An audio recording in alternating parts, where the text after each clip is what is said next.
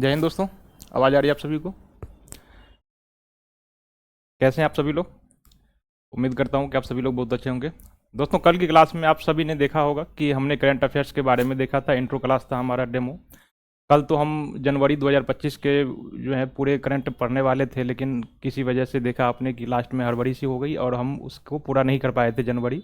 आज हम उसे आगे कंटिन्यू करेंगे, लेकिन एक बार हम रिकैप कर लेते हैं। कल जो हमने पढ़ा, हमने कल देखा था कि जो है करंट इम्पोर्टेंट जो है करंट अफेयर्स के इम्पोर्टेंस के बारे में देखा था कि करंट अफेयर्स स्टूडेंट्स के लिए या उन व्यक्तियों के लिए जो अब पढ़ाई छोड़ चुके हैं और करियर में अब जॉब की ओर आगे बढ़ चुके हैं, तो सभी के लिए ज़रूरी था। और कैसे ज़रूरी था, हमने बताया था कि जो कोई करंट इवेंट से जुड़े रहते हैं, करंट इवेंट्स की या करंट जो घटनाक्रम होते हैं उनसे जो जुड़े रहते हैं, वो कैसे उनके व्यक्तित्व को निखारता है, पर्सनैलिटी डेवलपमेंट को आगे बढ़ाता है। और हमने आप लोगों के लिए भी दिखाया था नोट्स मेकिंग कैसे बनाए करंट का, खास करके, और किस प्रकार एग्ज़ाम में उनके वेटेज को देखा था। हमने दिखाया था कि इनके यदि कैरियर डेवलपमेंट में कैसे रोल निभाता है। हमने बताया था कि यदि आप शहर में रहते हैं, आपके अच्छे अच्छे दोस्त हैं, उनके ग्रुप में यदि आप किसी करंट इवेंट के टॉपिक्स जैसे कि नोटबंदी हो, जीएसटी हो, या फिर सीएए हो, समान नागरिक संहिता हो, मणिपुर हिंसा हो, या फिर कोई और जो राष्ट्रीय घटनाक्रम होते हैं या फिर अंतर्राष्ट्रीय घटनाक्रम होते हैं, इन पर यदि आप अपने दोस्तों के साथ उचित तरीके से यदि किसी टॉपिक का जो है विश्लेषण करते हैं, तो उनके बीच आपकी छवि एक अच्छी बन जाती है। उन्हें लगता है कि आप हर चीज़ों में अच्छी खासी समझ रखते हैं, और ऊपर से आपको जो ग्रुप डिस्कशन वाला जो हिस्सा होता है वो भी आपका अच्छा हो जाता है। आप अपने दोस्तों के बीच बैठे हुए, तीन चार लोग बैठे हुए हैं, अब किसी मुद्दे पर यदि बातचीत करना हो तो आप कितने दिन तक आप एक दूसरे से ये पूछते रहेंगे कि तुम कैसे हो, फैमिली वाले कैसे हैं, क्या खाया, क्या पिया, क्या कर रहे हो, ये कर रहे हो। कभी ना कभी ये बोरियत महसूस होने लगेगी। तो फिर क्या, किस टॉपिक पर बातचीत किया जाए? तो ये करंट इवेंट्स के ही मुद्दे होते हैं जिस पर आप लंबे समय तक बातचीत कर सकते हैं, अपना व्यू रख सकते हैं, सामने वाले को ये भी जता सकते हैं, इम्प्रेस कर सकते हैं कि मैं अपने सब्जेक्ट के बारे में इतना कुछ जानता हूँ। अपने दोस्तों के साथ पार्लियामेंट, राष्ट्रपति की नियुक्ति कैसे होती है, अमेरिकी राष्ट्रपति की नियुक्ति कैसे होती है, ये सब नहीं ना डिस्कशन कर सकते हैं। न ही हिस्ट्री में गुप्त काल, मौर्य काल बता सकते हैं, न ही ज्योग्राफी का कोई चैप्टर पढ़ा सकते हैं। लेकिन करंट इवेंट्स ऐसे टॉपिक होते हैं जो अपने फैमिली के साथ हो, दोस्तों के साथ हो, या फिर गांव वाले के साथ हो, कहीं भी आप इसे डिस्कशन कर सकते हैं और अपना अपना जो है अच्छा इंप्रेशन बना सकते हैं उनके बीच में, सामने वाले के बीच में। तो ये उन लोगों के लिए बताया था जो अब पढ़ाई छोड़ चुके हैं, जो कॉरपोरेट दुनिया में, कॉरपोरेट वर्ल्ड में जॉब करते हैं, इनके लिए बताया था। दूसरा हमने आपके लिए भी बताया था जो अभी एग्ज़ाम से जुड़े हुए हैं, जो एग्ज़ाम दे रहे हैं, उनके लिए बताया था कि एग्ज़ाम, कोई भी एग्ज़ाम हो, रेलवे हो, एसएससी हो, बैंकिंग हो, या फिर यूपीएससी में, सभी एग्ज़ाम में इनका वेटेज देखा था कि बिना करंट अफेयर्स के आप एक अच्छे स्कोर नहीं बना सकते।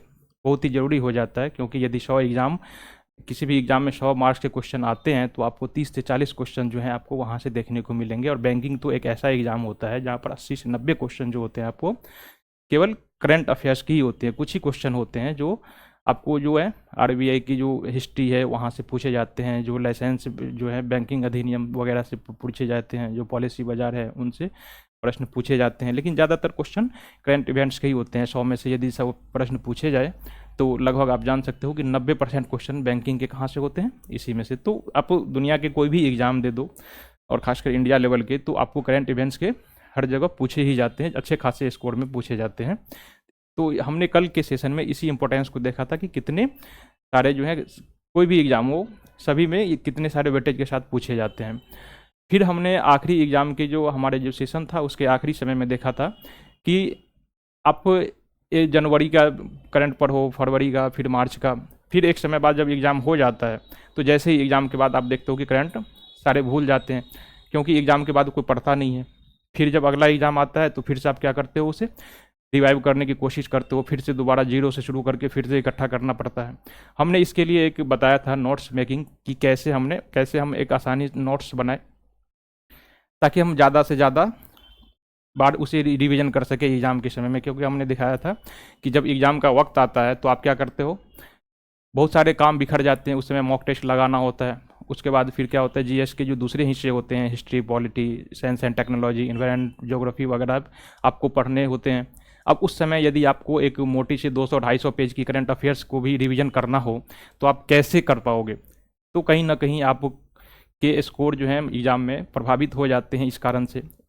इसका कारण है एक अच्छी स्ट्रेटजी न जो है स्ट्रेटजी का न हो पाना। यदि आपके पास एक अच्छी प्लानिंग हो कि हम करंट अफेयर्स को क्या करें, 200-250 पेज के जो करंट हैं हमारे, उसमें करीब जो भी हो 2000-3000 टॉपिक्स हों, उनको यदि आप समेट लें 8 से 10 पेज में, आप कितने सब्जेक्ट पढ़ते होंगे करंट अफेयर्स में कि क्या क्या हो सकते हैं। हमने बताया था कल, यदि आप पॉलिटी से शुरू करेंगे तो पॉलिटी में तो क्या क्या आएगा, एक तो हमारा इंटरनेशनल वाला आएगा जिसमें पॉलिटी है, दूसरा हमारा राष्ट्रीय लेवल का है, और क्या हो सकता है पॉलिटी के आईआर वाला जो टॉपिक होता है, एक के देश के राष्ट्राध्यक्ष का दूसरे देश के राष्ट्राध्यक्ष का एक दूसरे का आदान प्रदान जो होता है, हमारा जैसे कि राष्ट्रपति दूसरे देशों के राष्ट्रपति की जगह अमेरिका की यात्रा की, जनवरी में हमने बताया था कि सिंगापुर के प्रधानमंत्री भारत की यात्रा की थी। तो यही सब अंतर्राष्ट्रीय जो है संबंधों के घटक हैं, तो आप पॉलिटी में ये पढ़ोगे। दूसरा फिर साइंस एंड टेक्नोलॉजी में हमने बताया था कि एक तो स्पेस टेक्नोलॉजी होता है, इसरो या फिर जो नासा के जो वह हैं मिशन वगैरह, उनके बारे में, यदि कोई रॉकेट छोड़ा गया तो उस रॉकेट का नाम, फिर उसके जो सैटेलाइट है फिर कहाँ से छोड़ा गया, उसकी पेलोड क्षमता क्या थी, उससे जो है मिशन की क्या विशेषताएं थी, इस सब के बारे में पढ़ना होता है। फिर आप यदि डिफेंस टेक्नोलॉजी के बारे में देखेंगे तो फिर उसमें भी यही होता है, डीआरडीओ ने किसी चीज़ का आविष्कार किया, फिर दुनिया में किसी कोई दूसरा देश ने यदि कोई आविष्कार किया तो इसके बारे में। कम्युनिकेशन टेक्नोलॉजी हो सकता है, हेल्थ एंड साइंस टेक्नोलॉजी हो सकता है, कोई यदि नई वैक्सीन बनी, कोई यदि नई बीमारी निकल गई, तो टेक्नोलॉजी में यही सब हो सकता है। फिर इन्वायरमेंट के टॉपिक्स आते हैं, इकोनॉमिक्स पढ़ने होते हैं आपको, तो कुल मिला के 8 से 10 टॉपिक होते हैं। हमने बताया था कि आपको क्या करना था, एक एक पेज निकालना था नए नए, और हमने बताया था कि जैसे कि यदि आपको इकोनॉमिक्स का बनाना है, इकोनॉमिक्स के बारे में यदि नोट्स बनाना है, तो हमने डिस्कशन किया था, बताया था कि आपको एक चार्ट बनानी है। तो इकोनॉमिक्स में कौन कौन से इवेंट्स हो सकते हैं बताइए। सबसे ज़्यादा इंपॉर्टेंट्स और ज़्यादा पूछे जाने वाले जो टॉपिक होते हैं इकोनॉमिक्स में, वो बहुत सारे इंडेक्स वगैरह सब होते हैं। इंडेक्स या सूचकांक जो कहते हैं आप, वो आता रहता है, रिपोर्ट, बहुत सारे इंडेक्स या फिर रिपोर्ट। हमने बताया था पहले, सबसे पहले तो रिपोर्ट का नाम लिखना है आपको। उसके बाद ये बताना था कि ये रिपोर्ट किसके द्वारा जारी किया जाता है, किसके द्वारा जारी किया जाता है, कौन जारी करता है ये रिपोर्ट। इस रिपोर्ट की स्थापना कब से हुई थी, यानी कि ये कब से जारी किया जाता है। जब आप कब से जारी करना जान जाते हो तो आपको ये भी पता होगा कि इस रिपोर्ट का ये कैमा संस्करण था। किसी का 17वां संस्करण होता है, किसी का 18वां संस्करण होता है। तो ये कब पता चलेगा, जब आप पता ये जान पाओगे कि ये रिपोर्ट की स्थापना कब से हुई। आपने देखा था कि जो है WTO जो कर रही थी, एक रिपोर्ट स्थापित कर रही, बना रही थी, ईज ऑफ डूइंग बिजनेस, उसे बंद कर दिया गया था 2021-22 में। इसका कारण विवाद होना था। तो ऐसे ही जब उसको शुरू किया गया था, फिर उसे बंद कर दिया गया था। तो ऐसे ही दूसरे भी रिपोर्ट होते हैं। आप देखा होगा कि वर्ल्ड हैप्पीनेस रिपोर्ट जो है SDSN द्वारा जारी किया जाता है। तो इस प्रकार के वर्ल्ड में बहुत सारे रिपोर्ट होते हैं जो कब से जारी किया जाता है। यदि आप कब से जारी किया जाता है ये याद रख पाएंगे तो फिर आपको ये याद रखने में दिक्कत नहीं होगी कि ये कैमा संस्करण है। नहीं तो फिर आप कंफ्यूज हो जाओगे, क्योंकि एक दो रिपोर्ट तो रहती नहीं है, 20-25 आपको रिपोर्ट आ जाएंगे। जैसे ही आप 8-9 महीने की करंट जब इकट्ठा करोगे तो ऐसे 20-25 जो है रिपोर्ट का आप एक बड़ा सा भंडार मिल जाएगा। फिर आप कंफ्यूज होगे कि हम क्या पढ़ें, मतलब उसका रैंक पढ़े कि रिपोर्ट कैमा था, या फिर हम ये याद रखें कि उसमें भारत का रैंक क्या था, या फिर उसके टॉप जो रैंकर्स हैं इस रिपोर्ट में, विश्व के सबसे खुशहाल देश कौन से हैं, या फिर सबसे जो है नाराज देश कौन से हैं। तो आप कंफ्यूज हो जाओगे। इसलिए यदि आप इसे टेबल फॉर्म में जारी कर दो। पहले क्या करता था, एक तो नाम लिखना है कि ये रिपोर्ट का नाम क्या है, दूसरा किसके द्वारा जारी किया गया, कब से जारी किया गया। अगला क्या था, इस रिपोर्ट में आप देख सकते हो कि टॉप 10 के देश कौन कौन से हैं। टॉप 10 नहीं रखना है, टॉप 2 या 3 आप याद रख लो, यही काफ़ी है। फिर बगल में आप लिख दो उसके कि लास्ट के 2 या 3 देश देख लेंगे। जो जितना इम्पोर्टेंट हुआ, जो रिपोर्ट ज़्यादा इम्पोर्टेंट है तो आप 3 नंबर तक याद रख सकते हो कि शुरू के 3 और लास्ट के 3। और यदि कम इम्पोर्टेंट है तो एक भी रख सकते हो कि सबसे अंतिम स्थान पर कौन से हैं, ठीक है, लास्ट में। उसके बाद रखना है आपको याद कि इंडिया का इसमें रैंक क्या है, ठीक है। इसमें इंडिया के बारे में जब आप लिखेंगे तो इसमें 2 बातें याद रखनी होगी। एक तो रैंक याद रखना है और दूसरा याद रखना है कि इसमें स्कोर क्या है भारत का। बहुत सारे ऐसे स्कोर, इंडेक्स और रिपोर्ट आते रहते हैं जिसमें रैंक के साथ साथ सभी देशों का क्या किया जाता है, स्कोर भी बताया जाता है। तो ऐसे इतने सारे डायमेंशन पर आपको याद रखना है। कितने सारे डायमेंशन हो गए आप ज़रा देखिए, 1 2 3 4 5।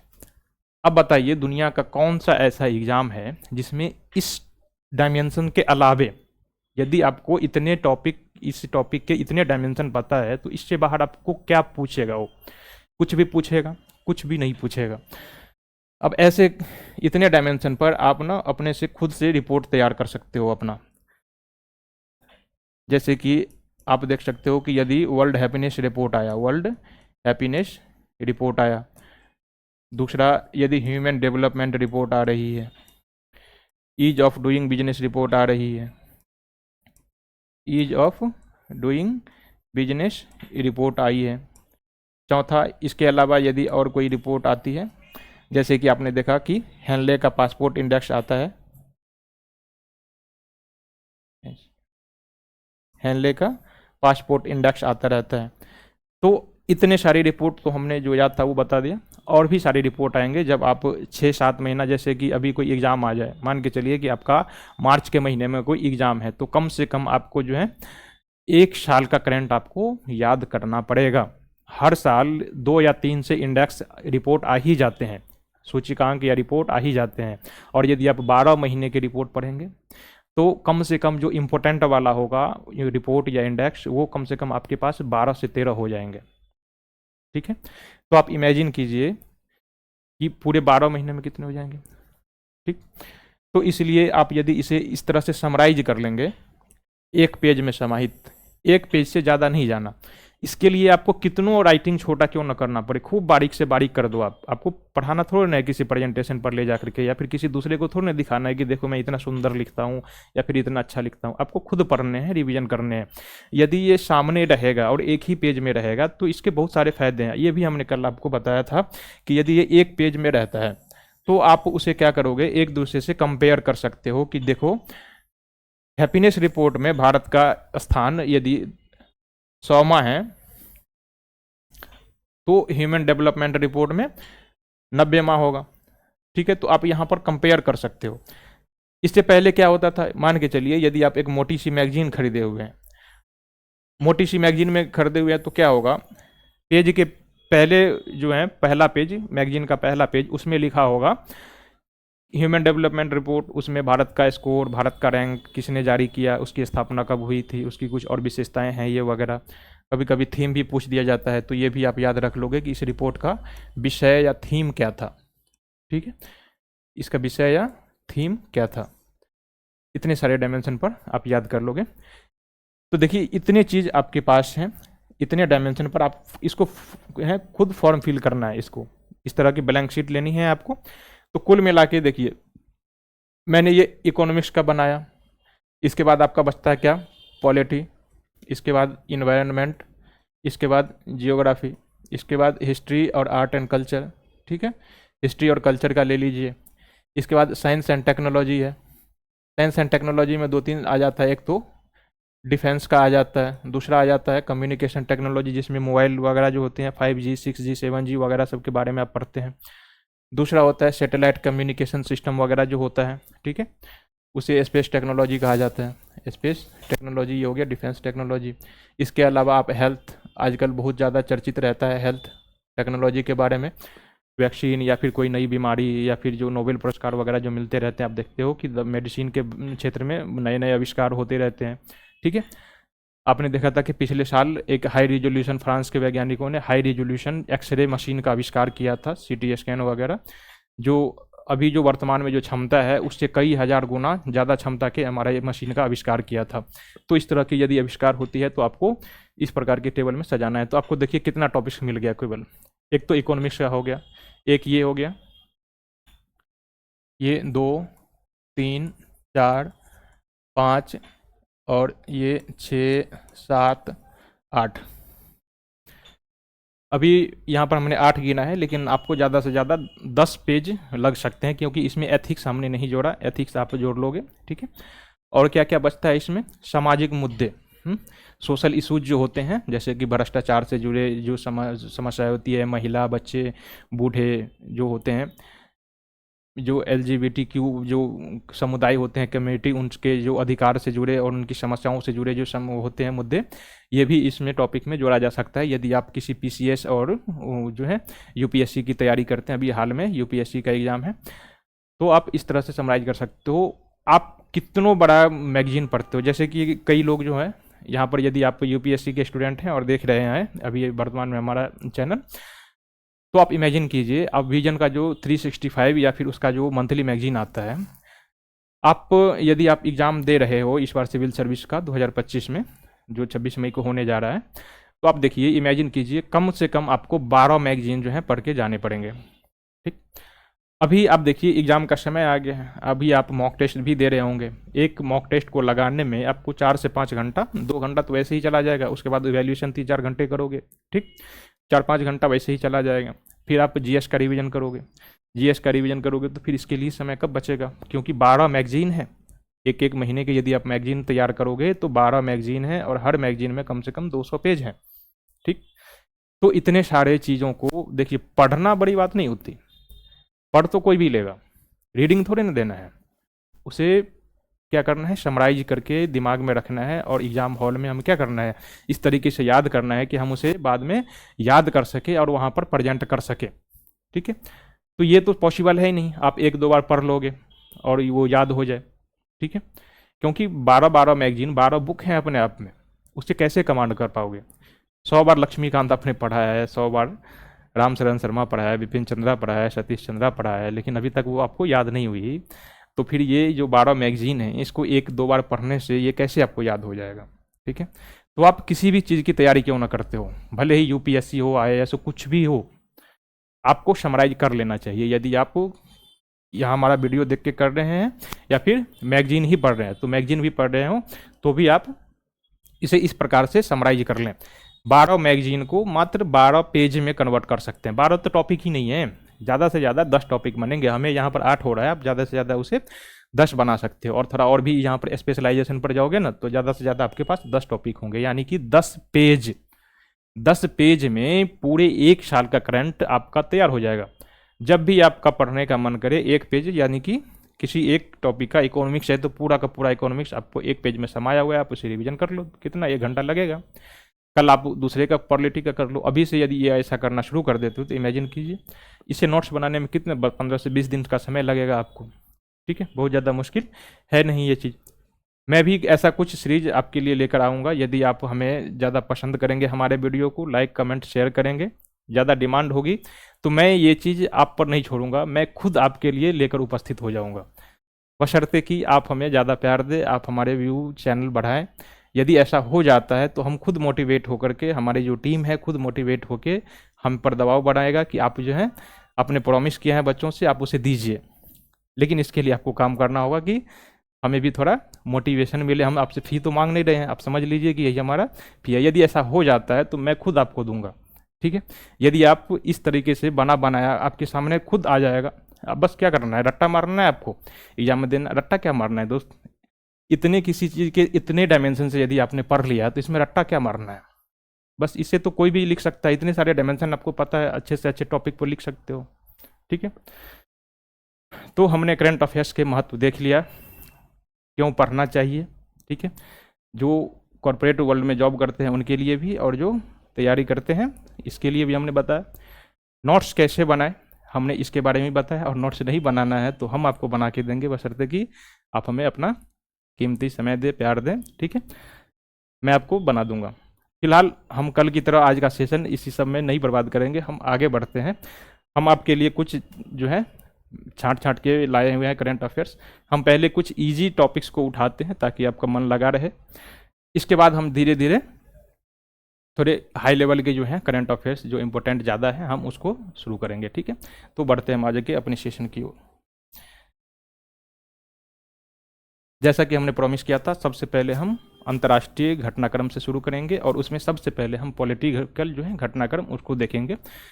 अंतर्राष्ट्रीय के बाद हम फिर से राष्ट्रीय में आ जाएंगे और फिर से किसी उसमें से एक टॉपिक को सुनेंगे। तो आज हमने अंतर्राष्ट्रीय घटनाक्रम में पॉलिटिक्स को चुना है और इंटरनेशनल में अपना जो नेशनल लेवल का है उसमें साइंस एंड टेक्नोलॉजी को चुना है। ठीक है, यदि हम यहाँ भी पॉलिटिकल लेते और जो है राष्ट्रीय वाला में भी पॉलिटिकल लेते तो आपको हो सकता है बोर हो सकते थे, इसलिए हमने यहाँ पर पॉलिटिकल न्यूज लिया है और वहाँ पर जाकर के हमने नेशनल न्यूज में साइंस एंड टेक्नोलॉजी से लिया है जो आपको मन लगा रहे। ठीक है, देखिए क्या है हमारा सबसे पहला टॉपिक, कनाडा के प्रधानमंत्री ने हाल ही में इस्तीफा दे दिया। अब एक मजे की बात तो आपको पता होगा, पिछले कुछ दिनों से देख रहे होंगे कि भारत और कनाडा का जो है दोनों के रिश्ते किस प्रकार कटु हो गए हैं। तो क्या लगता है आपको कि इसके इस्तीफा देने के पीछे क्या राज रही होगी? क्या भारत इसके पीछे हो सकता है? क्या भारत जो है वहाँ जो रह रहे प्रवासी हैं ये उनका दबाव हो सकता है? खैर यहाँ से मैं कुछ नहीं बोल सकता, आप लोग खुद समझदार हैं, अनुमान लगा लीजिए कि इनके इस्तीफा देने का क्या कारण है। लेकिन यहाँ पर क्या बता रहा है, ये बता रहा है कि आंतरिक सरकारी विवादों के कारण इसने इस्तीफा दे दिया। ठीक है, तो आपको खैर ये सब याद नहीं रखना, बस ये याद रखना है कि इसने जो इस्तीफा दे दिया इसका नाम क्या था। ठीक है, कनाडा के हाल ही में प्रधानमंत्री जिसने इस्तीफा दे दिया इसका नाम क्या था? तो ये काफ़ी चर्चित रहे हैं ये प्रधानमंत्री, ये आप याद रखिएगा। इसका नाम क्या है? Justin Trudeau. तो आपसे पूछा जा सकता है कि अभी हाल ही में जो कनाडा के प्रधानमंत्री ने इस्तीफा दे दिया अपने पद से, इसका नाम क्या है? ठीक है, तो जस्टिन ट्रूडो। हो सकता है आपसे इनके पार्टी भी पूछ लिया जाए, ये किस पार्टी से जुड़े हुए थे। ठीक है, तो ये उदारवादी पार्टी यानी कि जिसे आप लिबरल पार्टी कहते हैं, ये लिबरल पार्टी के नेता थे कनाडा के। देखिए अमेरिका ने ग्वांतानामो में 30,000 बिस्तरों वाला ये प्रवासी हिरासत केंद्र, प्रवासियों को हिरासत में रखने वाला एक सेंटर, जो प्रवासी होते हैं जो अवैध रूप से अमेरिका में घुस जाते हैं, उनके लिए इन्होंने क्या किया, एक केंद्र यानी कि जेल जैसा चीज़, चूंकि हिरासत ही है ना ये, तो जेल जैसा चीज़ बनाया। लेकिन ये आम जेलों से अलग होता है, क्योंकि आम जेल में नेशनल मतलब अपने उसी देश के लोग और बाहरी लोग सभी होते हैं, सभी प्रकार के क्रिमिनल करने वाले लोग होते हैं। लेकिन इस प्रकार ये स्पेशलाइज्ड जेल होता है। ठीक है, इसमें केवल प्रवासियों को रखा जाता है जो अवैध रूप से वहाँ पर जाके अमेरिका में बस जाते हैं। ठीक है, या बसने की कोशिश करते हैं। तो ये इतने बिस्तरों वाला है। तो आपसे पूछा जा सकता है कि किस देश ने इस प्रकार की जो है जेल का निर्माण करवाया? तो कहाँ पर करवाया? ये ग्वांतानामो में करवाया है और अमेरिका ने करवाया है। ये ग्वांतानामो कहाँ पर है? ये क्यूबा में है। अमेरिका के जस्ट नीचे आप देखेंगे, जब आप वर्ल्ड मैप पढ़ रहे होंगे तो नॉर्थ अमेरिका और साउथ अमेरिका के बीच में छोटे छोटे आइलैंड्स सब हैं, यहीं पर क्यूबा स्थित है। ठीक है, तो इसी क्यूबा में इसने इस जेल को स्थापित किया है। ठीक है, अब इसने अमेरिका के जो राष्ट्रपति है वर्तमान में ट्रंप हैं, इन्होंने जो इसकी स्थापना की, इस प्रकार के जो स्पेशलाइज्ड जेल की जो स्थापना की, इसे यह अधिकार किस प्रकार के कानून से मिला था, किस प्रकार के अधिनियम से मिला था? तो इसके लिए ये अभी देख सकते हो कि ये इसे लैकेन रिले एक्ट या अधिनियम कहा जाता है।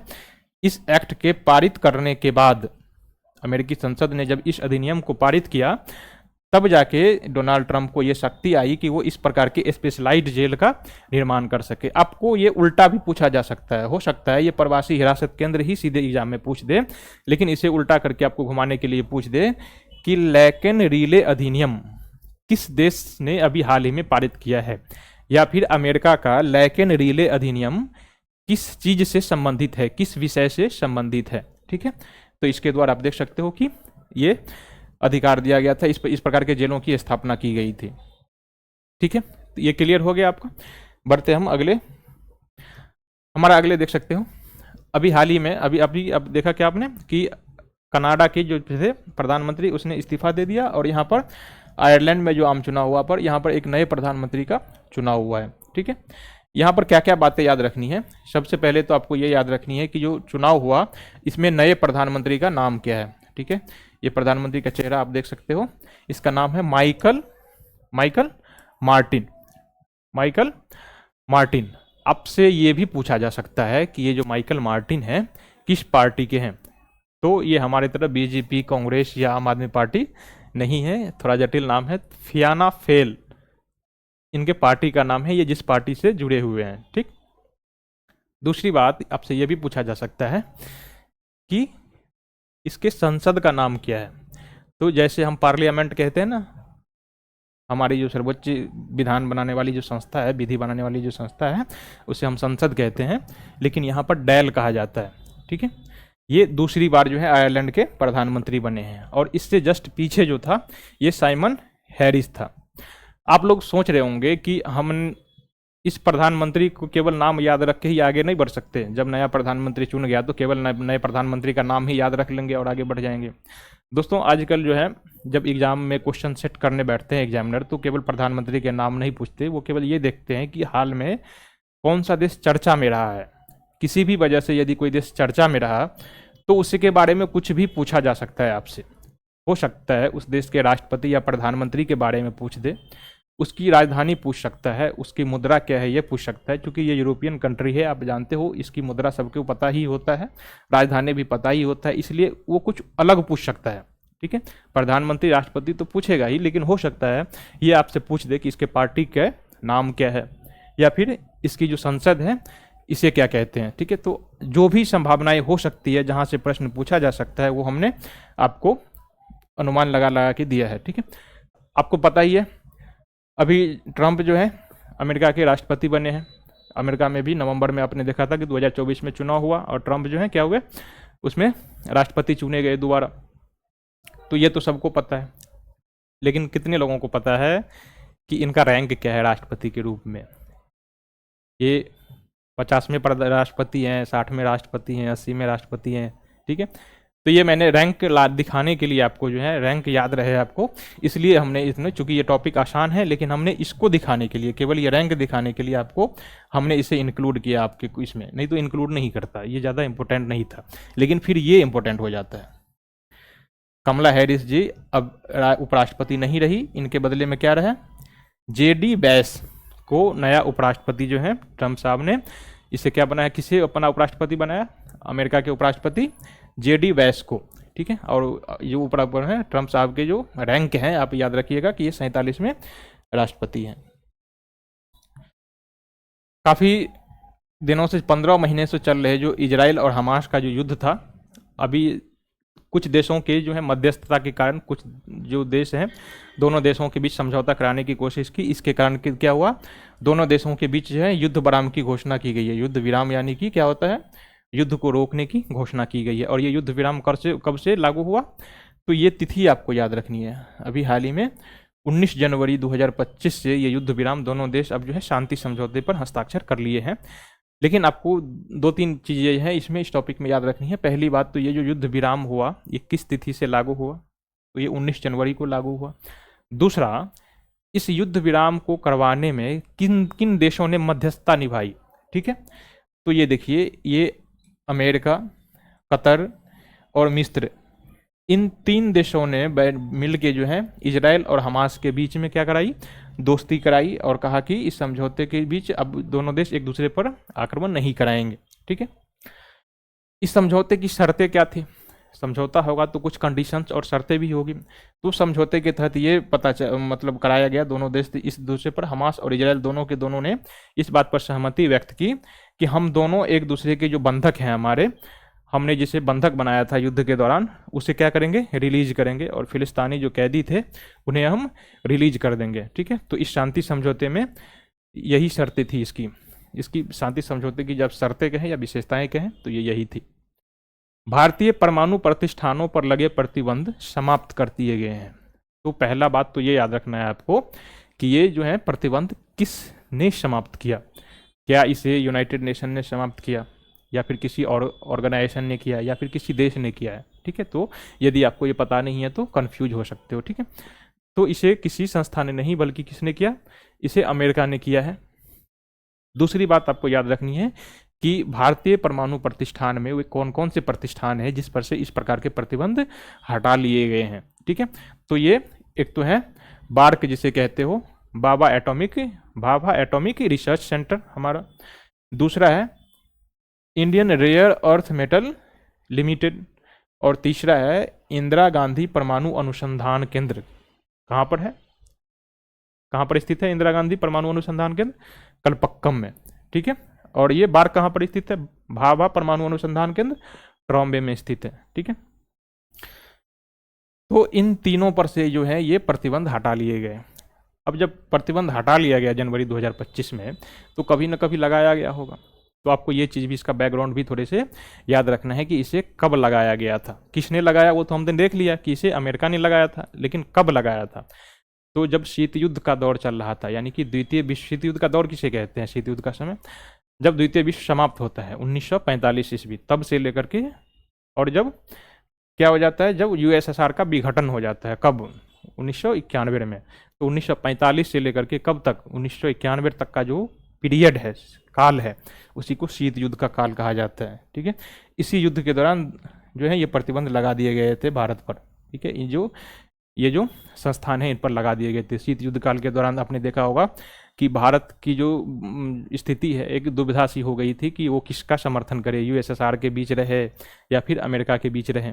ठीक है, तो भारत असमंजस में फंस गया था, कभी कभी यूएसएसआर के पीछे पीछे चलता, तो कभी कभी अमेरिका के पीछे चलता। इसीलिए अमेरिका नाराज होकर के इसे क्या किया था, प्रतिबंध लगा दिया था। फिर आपने देखा कि भारत को एनएसजी ग्रुप में शामिल किया गया, तब से लेकर के बहुत सारे प्रतिबंध हटा लिए गए थे। एनएसजी का मतलब न्यूक्लियर सप्लायर ग्रुप होते हैं, जो लोग सिविल सर्विस की तैयारी करते हैं उन सभी को पता होगा। उस सब के बारे में हम लोग साइंस टेक्नोलॉजी के बारे में पढ़ेंगे, तब हम उसका अध्ययन करेंगे। अभी देखिए कि ये प्रतिबंध जो है शीत युद्ध काल के दौरान लगाए गए थे अमेरिका के द्वारा, और जनवरी 2025 में इसे क्या कर लिया गया, ये प्रतिबंध, ये जनवरी 2025 में ये प्रतिबंध हटा लिया गया था। ठीक है, अब देखना है कि इस प्रतिबंध को हटाने के पीछे उद्देश्य क्या था, इतने दिनों से क्यों नहीं हटाया। जब भारत को एनएसजी में शामिल किया गया था, ओबामा साहब जब आए थे 2010 में, तब भारत पर से प्रतिबंध हटा लिया गया था, कुछ प्रतिबंध, उस समय क्यों नहीं हटाया, अब ऐसा क्या जरूरी हो गया कि इसने आज ही हटाया है। तो इसने अपने लक्ष्यों को बताया कि पहली बात तो भारत की, अमेरिकी अपनी विदेश नीति के लक्ष्यों को कुछ पूरा करना चाहते, कुछ लक्ष्यों को बढ़ाने के लिए। दूसरा, अब एनर्जी सिक्योरिटी वाली प्रॉब्लम आ गई है, इसके लिए भी इसको हटाना पड़ा, कंप्रोमाइज़ करना पड़ा। दूसरा, विज्ञान और प्रौद्योगिकी के क्षेत्र में, और इन सबसे बढ़कर जो सबसे बड़ी चुनौती थी अमेरिका के लिए, वो है चाइना और चाइनीज जो कंपनियां हैं उसको बैलेंस करने के लिए, चेक करने के लिए जो है भारत को, आप जानते ही हो कि अमेरिका जब भी चाइना को चेक करने की कोशिश करता है, चेकमेट करने की कोशिश करता है, तो उसे भारत की मदद की ज़रूरत पड़ती है। और जब भी भारत की उसे मदद की ज़रूरत पड़ती है तो उसे क्या करता है कि लॉलीपॉप दिखा के अपने पास बुलाने की कोशिश करता है, और इस बार भी उसने वही किया। ठीक है, अगला हमारा है सिंगापुर के राष्ट्रपति का 5 दिवसीय भारत यात्रा। ठीक है, तो इस तरह की जो भी कोई राजकीय यात्राएं होती हैं, हमारे प्रधानमंत्री या राष्ट्रपति जब दूसरे देश में जाते हैं, तो जब वहाँ जाते हैं तो उस दौरान जो है बहुत सारी संधि समझौते होते हैं। ठीक है, बहुत सारे एमओयू साइन किए जाते हैं, तो ये आपके एग्जाम की दृष्टि से बहुत महत्वपूर्ण हो जाते हैं। पूछा भी जाता है कि अभी हाल ही में भारतीय राष्ट्रपति ने किस देश का दौरा किया था, यह भी पूछा जा सकता है कि उस देश के राष्ट्रपति या राष्ट्र प्रमुख जो है इसके नाम क्या है। दूसरा, इस यात्रा के दौरान किस किस समझौतों पर या किस किस एमओयू पर साइन किए गए थे, ये आपसे पूछा जा सकता है। ठीक है, अभी सिंगापुर के राष्ट्रपति भारत आए थे, तो जब भारत आए थे तो भारत के राष्ट्रपति के प्रधानमंत्री तो आपको याद नहीं करना है, लेकिन हमारे जाते वहाँ पर तो आपको याद रखना पड़ता। तो अभी फिलहाल जब वो आए हैं तो उनके राष्ट्रपति का नाम याद रख लीजिए, क्या नाम है, ये थर्मन षणमुगरत्नम। ठीक है, ये इंडियन ओरिजिनेटेड है ही है, भारतीय ओरिजिन है इनका, तो ये नाम याद रखिएगा। इसके राष्ट्रपति का नाम है, इन्होंने जनवरी 2025 में भारत की यात्रा की थी, 5 दिवसीय यात्रा पर आए थे। और इस यात्रा की एक अच्छी बात भी थी कि इन्होंने एक राज्य का दौरा किया था, ये उड़ीसा गए थे, उड़ीसा विजिट करने के लिए। ठीक है, तो आपसे ये भी पूछा जा सकता है कि ये जो राष्ट्रपति आए थे भारत, इसने भारत के किस भारतीय राज्य का दौरा किया था। आप देख सकते हो कि इससे पहले भी जापान के प्रधानमंत्री या फिर चाइनीज राष्ट्रपति आते हैं तो उसे साउथ की ओर ले जाते हैं दर्शन कराने के लिए, मतलब घुमाने के लिए, बंगलोर ले जाते हैं कभी कभी या फिर चेन्नई ले जाते हैं। तो ऐसे ही जब ये राष्ट्रपति आए थे तो इन्हें उड़ीसा ले गए थे, उड़ीसा विजिट कराने के लिए।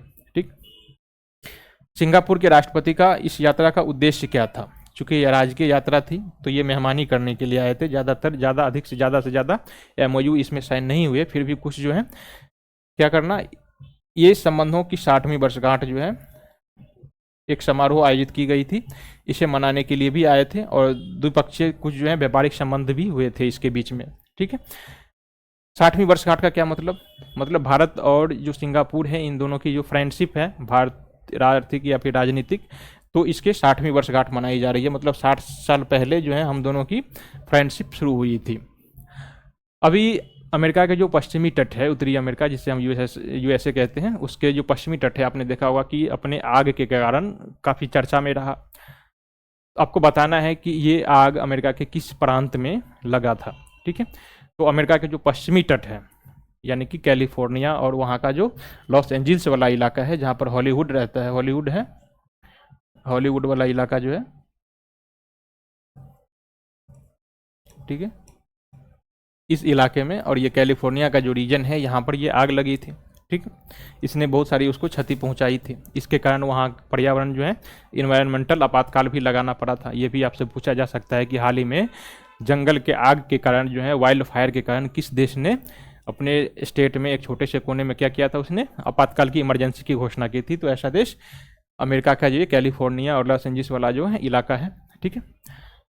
कहा जाता है कि इस आग के जो है इतना ज़्यादा खतरनाक मोड़ लेने का कारण क्या था, तो इसे एक सांता एना याना वहाँ की स्थानीय ये पवन है, पवन यहाँ की ये विंड है वहाँ का, इसकी गति बहुत ही तेज हो जाती है। ये एक क्या है, ये जो हवा है ये गर्म और शुष्क हवा है, और इस हवा के कारण चूंकि इसकी जो रफ्तार होती है ये 100 किलोमीटर से ज़्यादा तक हो सकती है, और जब ये आग लगी थी तो ये अपने तीव्र चरण पर था।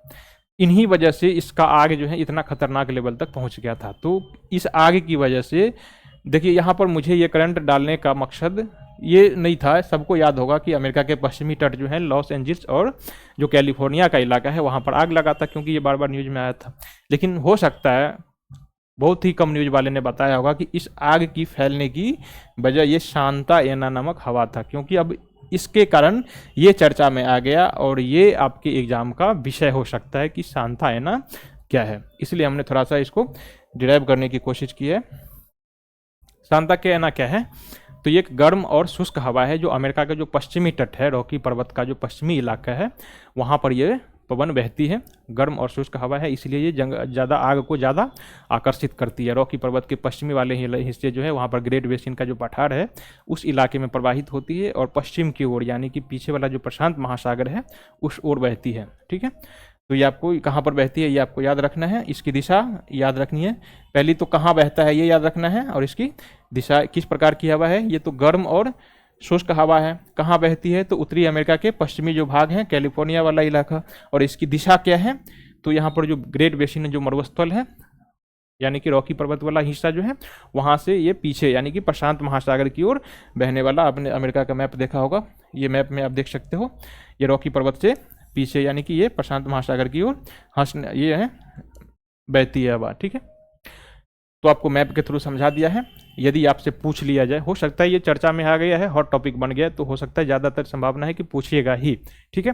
तो आप याद रखोगे, 3 चीज़ें इसमें याद रखनी है। एक तो ये हवा किस प्रकार की हवा है, तो ये गर्म और शुष्क हवा है। दूसरी, इसका लोकेलिटी क्या है, मतलब ये कहाँ बहती है, तो ये अमेरिका के पश्चिमी तट पर, यह पश्चिमी जो भाग है वहाँ पर बहती है। और ये इसकी दिशा क्या है, किस दिशा में बहती है, तो आप देख लिए यहाँ पर किस दिशा में बहती है। तो यहाँ पर 3 ही चीज़ याद रखनी है, ज़्यादा नहीं करनी है। अगला हमारा है घाना के, अभी हाल ही में घाना के नए राष्ट्रपति नियुक्त हुए हैं, ठीक है। तो इसका नाम क्या है, अगले जो यहाँ के राष्ट्रपति बने हैं वो है जॉन ड्रामी महामा, ये यहाँ के राष्ट्रपति हैं। अब आगे आप देख रहे होंगे कि हमने यहाँ पर इसकी राजधानी और मुद्रा के बारे में दे दिया है। देखिए, हमने इससे ऊपर भी बहुत सारे राष्ट्रपति और प्रधानमंत्री की जो नियुक्ति हुई हमने देखा, उसके बारे में भी बताया था, लेकिन वहाँ पर कभी राष्ट्रपति और इसके राजधानी और मुद्रा के बारे में नहीं बताया। लेकिन यहाँ पर दे रहा हूँ, क्यों दिया, क्योंकि ये अफ्रीकन कंट्री है और इसके जो राजधानी होती है और मुद्राएं होती है काफ़ी जटिल जटिल होती है। यूरोप, उत्तरी अमेरिका वगैरह जो होती है, एशियन कंट्रीज हैं, इसकी मुद्राएं सबको याद रहती है, इसकी राजधानी सबको याद रहती है। लेकिन ये अफ्रीकन कंट्री बहुत ही जटिल नाम वाले होते हैं, इसकी राजधानियाँ और इसकी मुद्राएं, इसलिए जो है आपको याद रखने की अलग से ज़रूरत है। ये चर्चा में आ गया, क्यों आया, क्योंकि यहाँ पर चुनाव हुआ, प्रधानमंत्री चुने गए, चर्चा में आ गया, तो आपसे पूछ लिया जा सकता है। किसी भी वजह से यदि कोई कंट्री चर्चा में आती है तो ये पूछ लिया जाएगा आपसे, ठीक है। सॉरी, थोड़ा पानी पी लेता हूँ।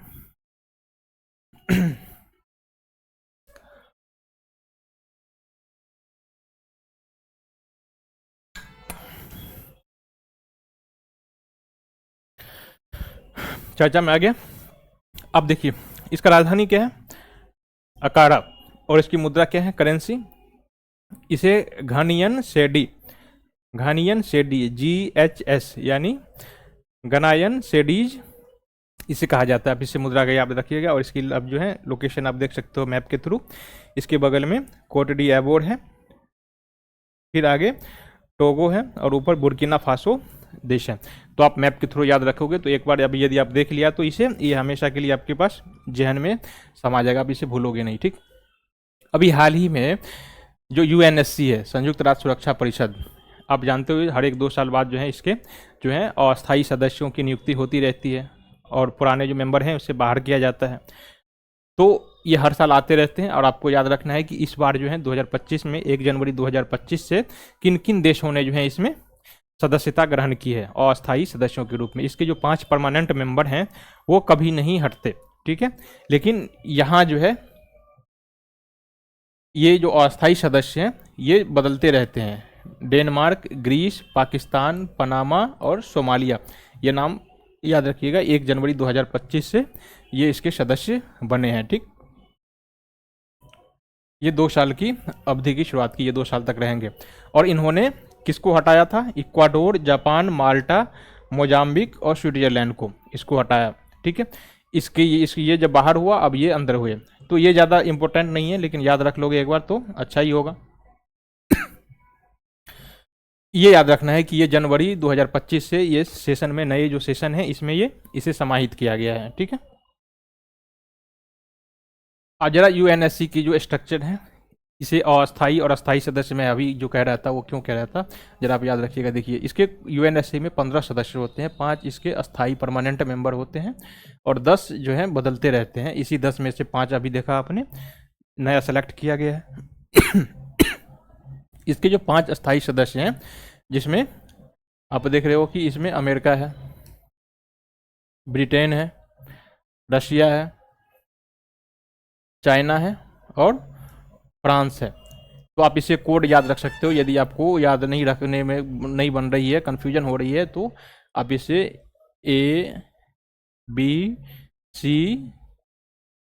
ABC और उसके बाद है क्या नाम रखोगे,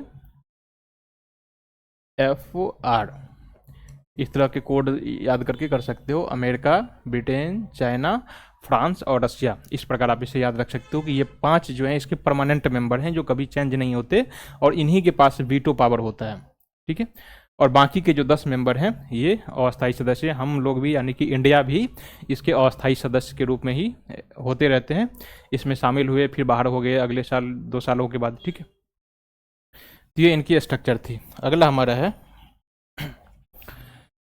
शेंगेन सीमा मुक्त क्षेत्र में शामिल।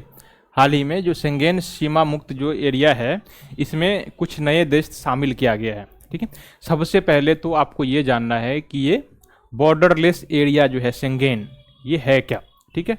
तो आप नाम से ही लग सकता है, नाम से ही देखो शेंगेन तो हो सकता है कोई शेंगेन रीजन हो, लेकिन ये जो है सीमा मुक्त यानी कि बॉर्डर फ्री जोन, ठीक है। एक ऐसा देश या कुछ ऐसे देश जहां पर बॉर्डर ना हो, बॉर्डर की सीमाएं ना हो, जैसे कि भारत और नेपाल वाला जो बॉर्डर है, यहाँ पर आपको आने जाने के लिए वीज़ा नहीं लगती।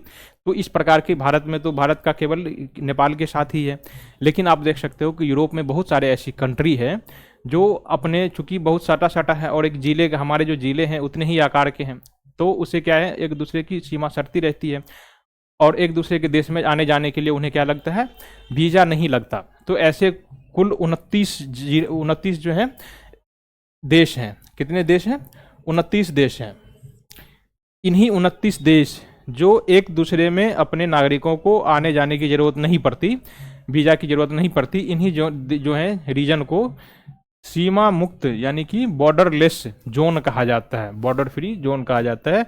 यूरोपीय संघ के 29 देश हैं, ठीक है। इस क्षेत्र में यदि एक देश के दूसरे देशों में जाना होगा तो इन्हें क्या करना होगा, यात्रा करने के लिए या फिर घूमने फिरने के लिए वीज़ा की ज़रूरत नहीं पड़ेगी। तो इससे क्या होगा, ज़्यादा से ज़्यादा पर्यटक बढ़ेंगे, इकोनॉमिक जो है आर्थिक लेन देन ज़्यादा से ज़्यादा बढ़ेंगे। तो इससे क्या होगा, दोनों देश एक दूसरे से फायदेमंद रहेंगे, ठीक है। तो अभी हाल ही में ये जो रीजन है इस क्षेत्र में, शेंगेन क्षेत्र में 2 नए देश रोमानिया और बुल्गारिया इस में शामिल हुए हैं। इन दोनों के शामिल होने से पहले इस जोन में कुल 27 देश थे। यूरोपीय कंट्री जो हैं, यूरोपीय देश, इसमें 27 देश ऐसे थे जो आपस में वीजा फ्री थे। लेकिन इन दोनों के शामिल होने के बाद ये अब कितने हो गए? 29 हो गए। ठीक, अब कह रहा है कि यदि ये जो शामिल हो गया रोमानिया और बुल्गारिया, तो इससे क्या होगा? तो इससे वैज्ञानिक लोग अनुमान लगाए हैं, इसके जो इकोनॉमिक विश्लेषक हैं वो कहते हैं कि रोमानिया और बुल्गारिया जो शामिल हो गया है, इससे शामिल होने से इनकी जीडीपी में कम से कम 1% की वृद्धि होगी। ठीक है, यानी कि उसका इकोनॉमिक ग्रोथ जो है थोड़ी बढ़ेगा। तो ऑब्वियस है, जब एक देश के नागरिक दूसरे देश में आएंगे, कुछ खर्चे करेंगे, पर्यटक के रूप में आएंगे या फिर टूरिस्ट के रूप में आएंगे या फिर इकोनॉमिक लेन देन करेंगे, तो उसका जीडीपी तो बढ़ेगा ही। यहाँ पर खर्चे करेंगे। आप देख रहे हो यहाँ पर प्रयागराज में अभी कुंभ मेला लग रहा है, तो आप देख सकते हो कि देश भर के विदेशों से भी लोग आते हैं, तो इकोनॉमिक लेन देन ही होगी। ठीक है, उनकी आर्थिक बढ़ोतरी होगी। तो ऐसा ही है, ये भी रीजन है। ठीक है, तो आप ये याद रखिएगा कि सीमा, शेंगेन जो सीमा फ्री क्षेत्र है, ये क्या होता है। ठीक है, हमारा जो राष्ट्रीय घटनाक्रम, अंतर्राष्ट्रीय घटनाक्रम का जो मुख्य मुख था जनवरी का, वो हमने देख लिया थोड़े समय में। अब हम राष्ट्रीय घटनाक्रम की ओर आते हैं। ठीक है, राष्ट्रीय घटनाक्रम में हम थोड़ी पहले राजनीति को देख लेते हैं और राजनीति के बाद हम फिर से देखते हैं कि आगे कहाँ तक हमारा सेशन आ जाता है। ठीक, सबसे पहले हम राजनीति में देख लेते हैं कि सबसे हमें ज़्यादा इंपॉर्टेंट लगा, हमने उसको सबसे ऊपर रखा है। ठीक है, भारत पाकिस्तान जल विद्युत परियोजना। ठीक है, तो आप देख सकते हो कि भारत का जो कुछ सीमावर्ती देश हैं, बॉर्डर वाले, जैसे कि बांग्लादेश है, चाइना है, आप देख सकते हो कि नेपाल के साथ भी विवाद में रहता है, और सबसे ज़्यादा में है जो पाकिस्तान के साथ ज़्यादातर विवाद रहती है जल के साथ। तो भारत और पाकिस्तान के साथ तो आज़ादी के समय से ही जल विवाद का जो है मामला रहा है।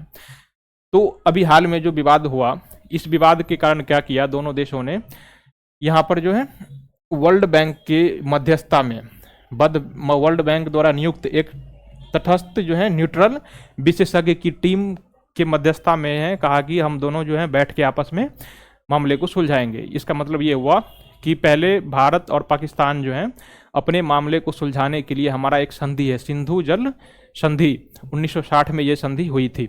उस संधि के तहत ही दोनों देश आपस में बैठ करके मामले को सुलझा लिया करते थे। जब भी कोई झगड़ा होता था जल विवाद को लेकर के या फिर किसी और चीज़ को वो चूंकि ये संधि जल विवाद को लेकर के ही वो है, तो जल विवाद को लेकर जब भी कोई बात उठती थी तब दोनों देश आपस में बैठ करके क्या कर लेते थे, मामले को सुलझा लेते थे। लेकिन इस बार झगड़े बढ़ गई, तो इसलिए किसी तीसरे पक्ष को बुलाना पड़ा, और तीसरे जो ये पक्ष है इसी का नाम है वर्ल्ड बैंक द्वारा नियुक्त तटस्थ विशेषज्ञ। इसमें वर्ल्ड बैंक प्रत्यक्ष रूप से नहीं आ रहा है, बल्कि वर्ल्ड बैंक द्वारा नियुक्त कोई विशेषज्ञ दल है, स्पेशलिस्ट जो टीम है न्यायाधीशों की, वो जो है बैठ के क्या करेंगे, भारत और पाकिस्तान के जल विवाद का समझौता कराएंगे। ठीक है, ये इसमें मध्यस्थता करा रहे हैं। ये संधि आप याद रखिएगा कि सिंधु जल समझौता 1960 के दशक में हुआ था, और वर्तमान में ये जो समझौता हो रहा है ये दोनों के बीच में, जो वर्ल्ड बैंक जो है मध्यस्थता जो कर रही है, ये किसके लिए सबसे ज़्यादा विवादित अभी वर्तमान में है, किशनगंगा जल विद्युत परियोजना और ये रतले जल विद्युत परियोजना। तो आपसे ये सीधे प्रत्यक्ष रूप से भी पूछा जा सकता है कि रतले जल विद्युत परियोजना किस राज्य में स्थित है, तो ये जम्मू कश्मीर में है, और किशनगंगा तो ये पुरानी है, तो आपको याद ही होगा। तो आपसे यहाँ भी पूछा जा सकता है सीधे कि ये कहाँ पर है, या फिर ये भी पूछा जा सकता है कि सिंधु जल समझौता कब हुई थी या किस देशों के बीच हुई थी। ठीक है, और फिर ये भी पूछ सकता है कि भारत और पाकिस्तान का बीच में अभी वर्तमान में जो जल जो है विवाद हुआ है, इसे किस अंतर्राष्ट्रीय संगठन की मध्यस्थता के कारण सुलझाया जा सका। ऑप्शन में रहेगा यूनाइटेड नेशन सबसे पहले, दूसरा रहेगा वर्ल्ड बैंक IMF। ठीक है, आगे दे देगा OECD। आप कंफ्यूज हो जाओगे कि सच में क्या था, तो यहाँ पर वर्ल्ड बैंक है। यदि याद नहीं है तो आप दिमाग लगाओगे कि वर्ल्ड बैंक तो क्या है, ये इकोनॉमिक संगठन है, तो ये इसमें कैसे आ जाएगा जल विवाद में। ठीक है, लेकिन ऐसा नहीं है, ये वर्ल्ड बैंक द्वारा ही मध्यस्थता कराई गई है। ठीक है, तो आप याद रखिएगा इसे। अगला है हमारा अब आपने जब एग्ज़ाम दिया होगा, अभी तक के आपके अनुभव से क्या लगता है आपको कि एग्ज़ाम में पूछे जाते हैं ना, कई बार पूछ लिए जाते हैं कि ये जो अधिनियम है किस चीज़ से संबंधित है, किस विषय से संबंधित है। जैसे कि नारी शक्ति वंदन अधिनियम पिछले साल पारित हुआ था, तो आपसे पूछ सकता है कि उसके क्या प्रावधान थे, नारी शक्ति वंदन अधिनियम के क्या प्रावधान थे। ठीक है, तो ऐसे ही इस साल यानी कि 2025 में कुछ विधेयक पेश होने वाले हैं, अधिनियम पेश होने वाले हैं। यदि आप इसे याद रख लेंगे तो आप एग्जाम में इस प्रकार के क्या करेंगे, इस प्रकार की समस्याओं से दूर रहेंगे, क्योंकि यहाँ पर सारा डिटेल से मैं बता दे रहा हूँ। आपको एक एक लाइन में केवल बता देता हूँ कि इससे यही पूछेंगे कि क्या होगा। जैसे कि यहाँ पर वित्त विधेयक है 2025, तो ये तो सबसे पहले इसके माध्यम से इसमें बजट प्रस्तुत किया जाएगा और इकोनॉमिक सर्वे, इसमें तो बजट आएगा इसके माध्यम से बजट, और दूसरा होगा इकोनॉमिक सर्वे। मेरा जैसे ही ये ख़त्म होता है जनवरी वाला, इसके बाद मैं तुरंत जो है जब फरवरी आएगा तो फरवरी में मैं आपको बजट कराऊंगा, स्पेशल सेशन लूँगा बजट का, ठीक है। बजट 2025, बजट में इंडिया का बजट तो कराऊंगा ही कराऊंगा, यूपी का भी बजट कराऊंगा मैं, ठीक है। तो आप लोग टिके रहिएगा गौर से और थोड़ा बेसब्री से वेट कीजिएगा इसका। मैं बजट कराने वाला हूँ, बजट के साथ साथ इकोनॉमिक सर्वे भी कराऊंगा, ठीक है। ये फरवरी में बजट पेश किया गया था, इसलिए हम फरवरी में जब जैसे ही जनवरी हमारा ख़त्म होगा हम इसे शुरू करेंगे, ठीक। तो वित्त विधेयक के माध्यम से आप देखें तो बजट पेश किया गया था और सर्वे पेश किया गया था। अगला था विमान वस्तुओं में हितों का संरक्षण विधेयक।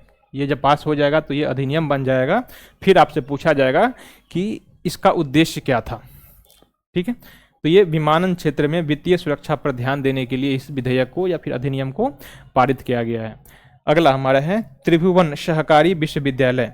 त्रिभुवन सहकारी विश्वविद्यालय, इसका नाम ये है, इसका उद्देश्य क्या था, ग्रामीण प्रबंधन संस्थान आनंद का नाम बदल करके है क्या कर दिया गया, त्रिभुवन कर दिया गया। तो आपसे सीधे ये भी या तो इस अधिनियम का नाम पूछ दे या फिर ये पूछ सकता है कि अभी हाल ही में ग्रामीण प्रबंधन संस्थान, ठीक है, रूरल मैनेजमेंट इंस्टीट्यूट आनंद गुजरात में था, इसका नाम हाल ही में बदल करके त्रिभुवन सहकारी यूनिवर्सिटी कर दिया गया है, त्रिभुवन कोऑपरेटिव यूनिवर्सिटी कर दिया गया है। तो आपसे सीधे भी पूछा जा सकता है कि इसका नाम बदल के क्या किया गया है, अगला नाम क्या कर दिया गया है, ठीक है। तो ये आप याद रखिएगा, या फिर अधिनियम के द्वारा जो पारित किया गया, तो ये भी याद रखिएगा। 2-4 कुछ और इम्पोर्टेंट है, हमने कुछ 7-8 आपके लिए सेलेक्ट किया था। अगला है हमारा आव्रजन और विदेशी विधेयक। जब ये अधिनियम बन जाएगा तो इसके प्रावधान क्या क्या होंगे, ये होंगे विदेशियों के आवर्जन और प्रवेश से संबंधी नियमों को अद्यतन किया जाएगा। आप इसका उद्देश्य एक ही लाइन में याद रखिएगा, ठीक है। बैंकिंग कानून संशोधन विधिनियम विधेयक, अब इसका क्या है, बैंकिंग प्रशासन और उपभोक्ता संरक्षण को मजबूत करने के लिए इस अधिनियम को लाया गया था। अगला है रेलवे संशोधन विधेयक या अधिनियम। ये भारतीय रेलवे और रेलवे बोर्ड के अधिनियम को, 2 अधिनियम जो था उसको विलय करने के लिए, इंडियन रेलवे एक्ट और भारतीय रेलवे बोर्ड एक्ट को, दोनों को विलय कर दिया गया है इस संशोधन विधेयक के माध्यम से। दोनों को क्या कर दिया, कंबाइन कर दिया गया है, ठीक है। आपदा प्रबंधन संशोधन विधेयक 2024, इसके माध्यम से आपदा नियोजन की जिम्मेदारी जो है केंद्रीय और राज्य एजेंसियों को हस्तांतरित की गई है। आपने आपदा प्रबंधन अधिनियम पढ़ा होगा, इसी का ये संशोधित रूप है, ठीक है। अगला है तेल क्षेत्र विनियमन और विकास संशोधन विधेयक 2024, ठीक है। ये क्या किया है, तेल क्षेत्र में अन्वेषण और निष्कर्षण को नियंत्रित करने वाले कानूनों को लागू करने के लिए जो है इसे लाया गया है। इसी कड़ी में अगला जो है हमारा बॉयलर्स विधेयक। अपने पिछले साल देखे होंगे कि कुछ इंडस्ट्री में 1-2 इंडस्ट्री ऐसे थे जिसमें बॉयलर्स फट गया था। बॉयलर्स वो होते हैं जहाँ पर जो मेटल्स होते हैं, जब उसका एक्सट्रैक्शन किया जाता है यानी कि निष्कर्षण किया जाता है, तो उसको खौलाया जाता है, उसमें उबाला जाता है जैसे, ठीक है। तो वो बॉयलर्स फट जाने के कारण वहाँ पर काम कर रहे मजदूरों की मृत्यु हो जाती है बार बार। तो इसी जो है सिक्योरिटी को टाइट करने के लिए, उस प्रकार की बहुत सारे टर्म्स कंडीशन को लागू करने के लिए इस प्रकार के विधेयक में संशोधन करना पड़ा है, ठीक है। तो इसका उद्देश्य सख्त औद्योगिक सुरक्षा उपाय लागू करने के लिए क्या किया गया, बॉयलर्स एक्ट को लाया गया है। अगला है वक्फ संशोधन विधेयक। ये वक्फ प्रबंधन कानूनों में कुल मिला के 44 बदलावों को सिफारिश की गई है इस अधिनियम के द्वारा, ठीक है। अगला था मुस्लिम वक्फ निरसन विधेयक। इस अधिनियम के द्वारा क्या किया गया है, जो पुराने वक्फ कानून थे इसको क्या किया गया, समाप्त कर दिया गया है। तो आपसे ये भी पूछा जा सकता है कि ये जो मुस्लिम वक्फ निरसन विधेयक है इसका उद्देश्य क्या है। तो आपसे घुमाने के लिए कह सकता है कि पुराने वक्फ कानूनों को संशोधन करने के लिए लाया गया है, संशोधन करने के लिए लाया गया है, या फिर उन्हें अधिकार या मजबूती देने के लिए लाया गया है, लेकिन ऐसा नहीं है। क्या है, किस लिए लाया गया था, तो इसे निरसन यानी कि समाप्त करने के लिए लाया गया जो पुराने कानून हैं। बिल्स ऑफ लैंडिंग बिल, इसके द्वारा समुद्री व्यापार कानूनों को क्या करने के लिए, फिर से रीस्ट्रक्चर करने के लिए जो है इस कानून को पारित कराया गया है। अगला हमारा है तटीय नौवहन विधेयक 2024। इसके माध्यम से क्या किया गया है, ये घरेलू तटीय शिपिंग के लिए विनियमन, घरेलू तटीय यानी कि हमारा जो तटल जो है कोस्टल जो है इलाका है वहाँ पर शिपिंग के लिए इस प्रकार के विनियमों को लागू किया गया है। अगला है मर्चेंट शिपिंग बिल 2024। इसके द्वारा अंतर्राष्ट्रीय समुद्री व्यापार ढांचे, और ये है घरेलू वाला। इन दोनों में अंतर देख लीजिए, कन्फ्यूजन ना हो। जब मर्चेंट शिपिंग बिल बात की जाती है तो ये अंतर्राष्ट्रीय और ये नेशनल लेवल की यानी कि डोमेस्टिक जो हमारे शिपिंग जो है इसको रेगुलेट करने के लिए ये लाया गया है। गोवा राज्य के विधानसभा निर्वाचन में अनुसूचित जाति के सीटों के पुनः आवंटित करने के लिए भी एक अधिनियम पारित किया गया था। तो ये भी आपसे पूछा जा सकता है कि किस राज्य के विधानसभा में अनुसूचित जाति के सीटों को फिर से रीस्ट्रक्चर करने के लिए क्या किया गया, अधिनियम पारित किया गया है। तो वे कौन सा राज्य है, तो ये गोवा है अभी है, ठीक है। अभी हाल ही में उत्तराखंड ने समान नागरिक संहिता यानी कि यूसीसी को क्या किया है, लागू कर दिया गया है, ठीक। सबसे पहले तो ये याद रखिए कि उत्तराखंड के चीफ मिनिस्टर कौन है, तो धामी सिंह है, पुष्कर सिंह धामी इसके सीएम है, ठीक।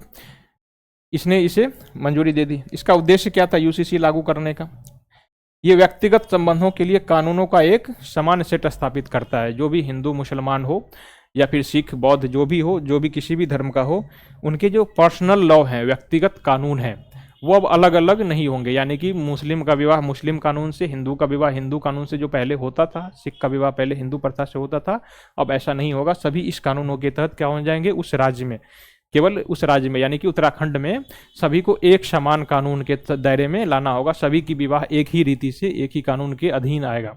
इससे क्या होगा, न्यायालय में जो मुकदमे होते रहते हैं तलाक को लेकर के, ठीक है, तो इस तरह के मुद्दे कम हो जाएंगे, ठीक है। केस सुलझाने में मदद मिलेगी, क्योंकि पहले क्या होता था, हिंदू को हिंदू जो है विधवा पुनर्विवाह अधिनियम 1856 वाला कानून था अंग्रेजों के समय का, फिर मुस्लिम के लिए उसका पर्सनल लॉ था, सिख के लिए अपने नियम थे। तो इससे जो है न्याय में देरी होती थी, तो इससे सुधार होगा। और क्या क्या प्रभाव होंगे इसके, देखिए विशेष जो है हमने इसको कुछ ज़्यादा ही डिस्क्राइब कर दिया, क्योंकि ये मेंस जैसा टॉपिक दिखता है, और जब भी कहीं मेंस आ जाए तो इस प्रकार के क्वेश्चन आपसे पूछे जा सकते हैं कि क्या किसी दूसरे राज्य को भी इससे प्रेरणा लेनी चाहिए या दूसरे राज्यों में भी लागू कर देनी चाहिए ये, ठीक है। तो इसलिए जो है इसे लाया गया है। तो आपको इसके निगेटिव और पॉजिटिव पॉइंट सभी याद रखने होंगे। सबसे पहले तो बताना होगा कि ये यूसीसी क्या है क्या, ठीक है, इसके क्या प्रभाव होंगे। वर्तमान में उत्तराखंड से पहले गोवा था जो पहले से ही लागू है, तो अभी वर्तमान में 2 ही राज्य हैं जहां पर ये यूसीसी एक समान नागरिक संहिता लागू है। अब बात है कि इससे क्या प्रभाव होंगे, इसने जो लागू कर दिया तो इससे क्या प्रभाव होंगे उस राज्य में। तो सभी धर्म समुदाय जिसकी विवाह, तलाक, गुजारा भत्ता और विरासत के लिए जो भी कानून होंगे सभी समाहित हो जाएगा। यानी कि अब एकल कानून होगा और इसी कानून के तहत उसकी सभी प्रकार की जो समस्याएं होगी, विवाह तलाक वाला, सभी इसमें होगा। सभी प्रकार की दंपत्ति अपनी तलाक या शादी के लिए क्या करना होगा, पंजीकरण कराना होगा। तलाक हो तो भी और शादी करनी हो तो भी बिना पंजीकरण के नहीं हो सकता, ठीक है। जैसे कि पहले क्या होता था, अरेंजमेंट वगैरह जो अरेंज मैरिज जो होती थी तो उसके लिए पंजीकरण अनिवार्य नहीं होती थी, लेकिन अब यहाँ पर इस प्रकार की नहीं होगी। यदि कर रहे हो तो भी पंजीकरण अनिवार्य होगा, नहीं तो फिर सरकार को, गवर्नमेंट को कैसे पता चलेगा कि आपकी पत्नी है वो आपने शादी कर लिया है, ठीक है। दूसरा, यदि पति पत्नी में से कोई भी एक जीवित है तो उनके रहते कोई दूसरी शादी नहीं कर सकता, ठीक है, बिना किसी वैध कारण के। दूसरा विवाह करना पूरी तरह से प्रतिबंधित होगा ये यूसीसी लागू करने के बाद। देखिए ये एक समान नागरिक संहिता, यदि आपको ये याद नहीं है तो इस प्रकार के फैक्ट आप सोच भी नहीं सकते कि इस प्रकार के कानून में ये चीज़ें हो सकती है, क्योंकि ये दूसरा विवाह करना इस प्रकार के कानून में तो है नहीं, लेकिन इसमें प्रबंध समाहित किया गया इस प्रकार के। दूसरा, यदि किसी ने बच्चा गोद लिया है या सेरोगेसी के माध्यम से बच्चा लिया है, बच्चा उत्पन्न किया है, या फिर बहुत सारे जो और भी टेक्नोलॉजी होती है, असिस्टेड रिप्रोडक्टिव टेक्नोलॉजी, ठीक है, किसी भी प्रकार से यदि उसने बच्चे को गोद लिया है या फिर पैदा किया है तो उसे बायोलॉजिकल बच्चे का दर्जा दिया जाएगा, जिसे जायज संतान कहते हैं ना, उस प्रकार का दर्जा दिया जाएगा इस कानून के माध्यम से, ठीक है। यानी कि यदि जायज बच्चा होगा तो इसका क्या मतलब है, इसका मतलब जितने भी सारे अधिकार होंगे वो सारे उन्हें देना मजबूरी है। ये थी उनके लिए जो मैरिज और तलाक पर है। अब इस कानून के माध्यम से लिव इन में जो अभी वर्तमान में जो चलन है शहरों में, बड़े बड़े मेट्रोपॉलिटन शहर में लिव इन में रहने वाले जो कपल्स होते हैं, इन्हें भी रेगुलेट करने का प्रयास किया गया है। ठीक है, तो अब जो कोई भी लिव इन में रहते हैं उन्हें भी लिव इन में रहने से पहले रजिस्ट्रेशन करवाना होगा, और यदि वो रजिस्ट्रेशन नहीं करवाते हैं तो सबसे पहले तो ये रजिस्ट्रेशन अनिवार्य है।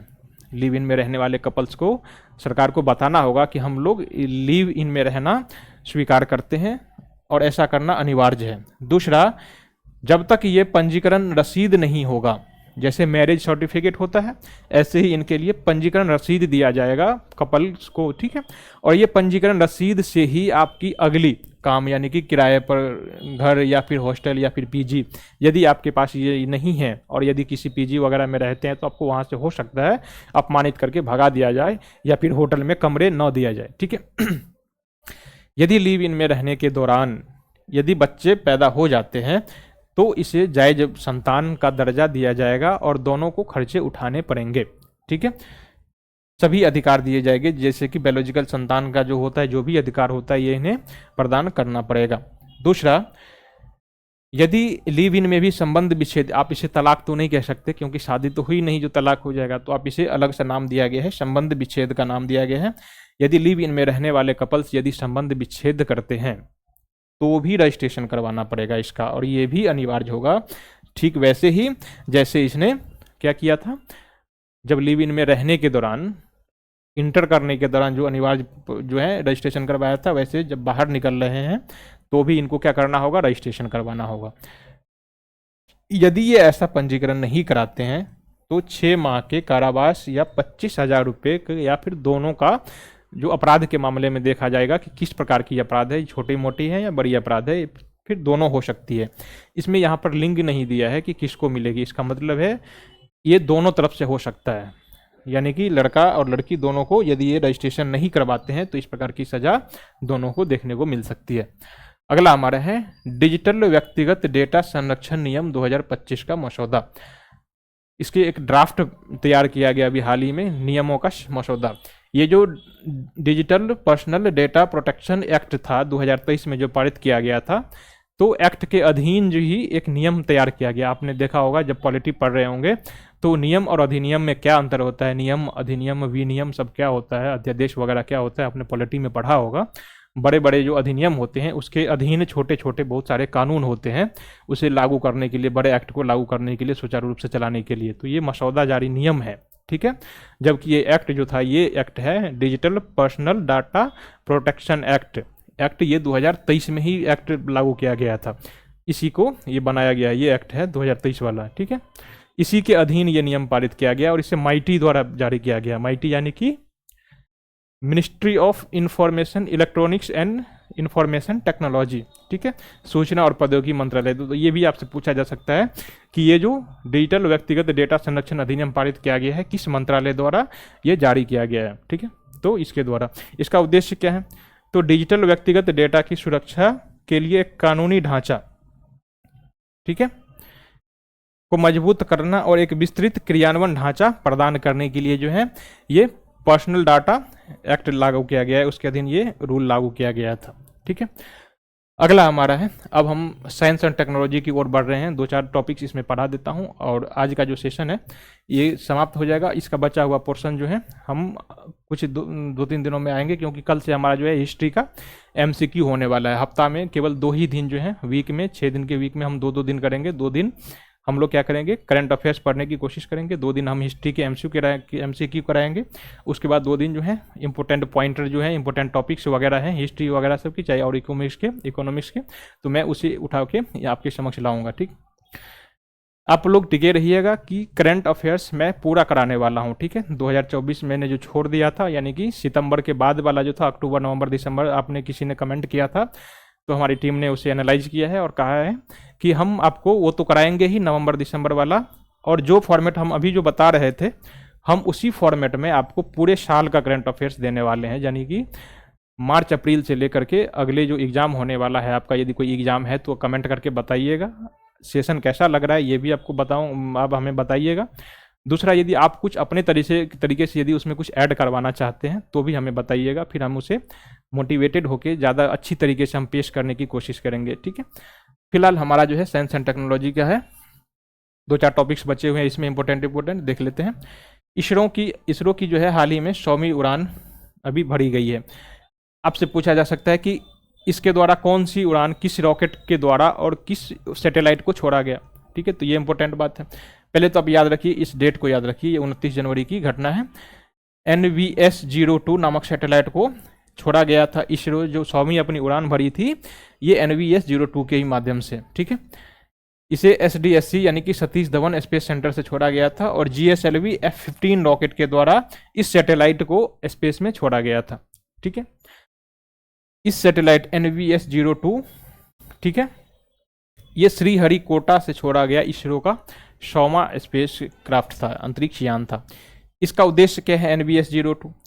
ये नेविगेशन विथ इंडियन कॉन्स्टिनेशन, आपने नाविक का नाम सुना होगा, हमारा जो नाविक है इसका फुल फॉर्म है navigation with Indian constellation.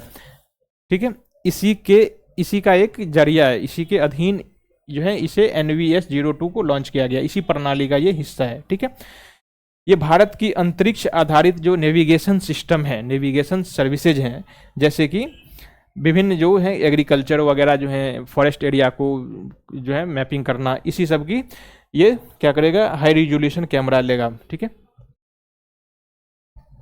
Bharat का DOS मिशन, इसे डॉस मिशन या DOS मिशन कह सकते हैं, डीप ओशन मिशन। ठीक है, गहरे महासागर मिशन, ये कब लागू किया?